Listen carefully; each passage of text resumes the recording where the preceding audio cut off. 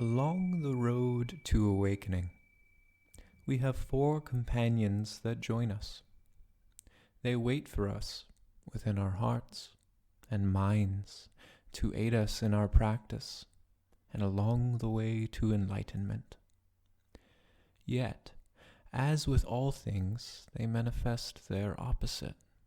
They manifest our enemies in practice. Through our meditation, we help to cultivate these 4 companions and cast out our enemies. We abide within the presence of our companions whenever we can open our hearts to clarity, our minds to wisdom, a dedication to practice, and a trust within ourselves and the Dharma. We abide in the company of loving kindness, compassion, joy, and equanimity. All of these dwell within us, but are shrouded and veiled by the darkness of our own detriments. By pointing them out and focusing towards them, we may begin to plant the seeds of growth and cultivate a true measure of each of these 4 profound qualities. These 4 companions create security in our practice. If they are cultivated to some extent, we will, as the Buddha said, not quarrel with the world. The world will only try to quarrel with us. This is part 2 of a 4-part meditation series on the 4 companions.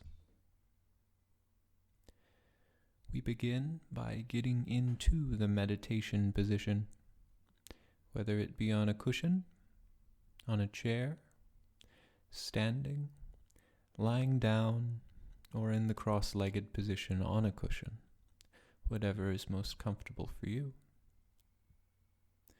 Once we have done that, bring the awareness forward.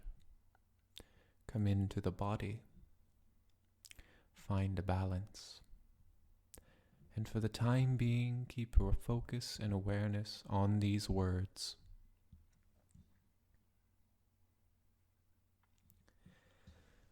Let us now work with our dear friend, compassion, and know its enemies of cruelty, of malice, and of pity. Pity is an enemy of compassion because it is so close to what we might know as compassion, but yet falls into an ego trap. Pity arises and is cultivated within us when we are sorry for someone and not with someone. Compassion is empathy, to feel with another, not for another. Compassion arises within us when we realize the suffering and unsatisfactoriness that exists within the impermanent self.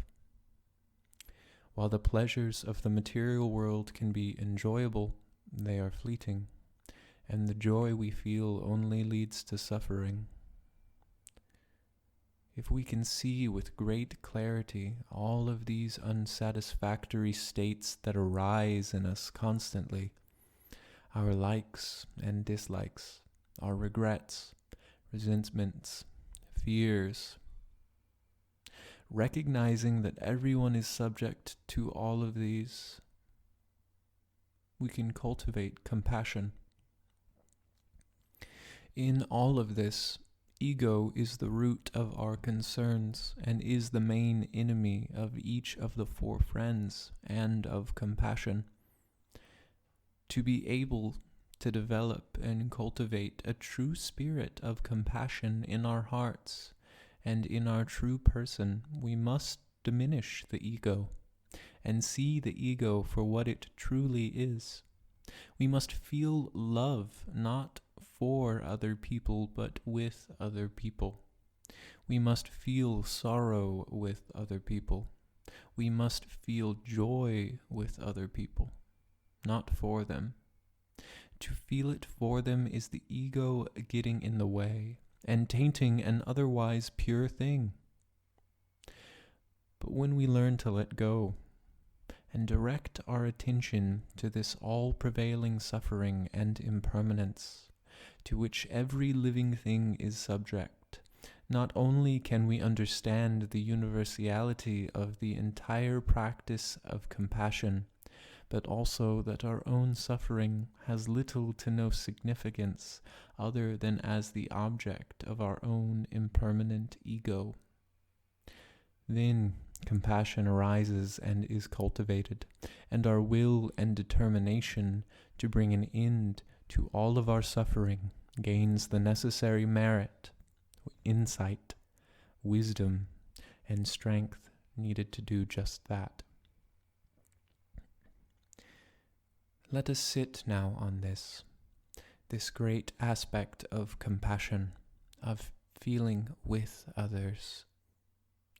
There will be a bell at the end in just a few minutes that signifies the end, and it will be followed by a short accord that I hope you listen to.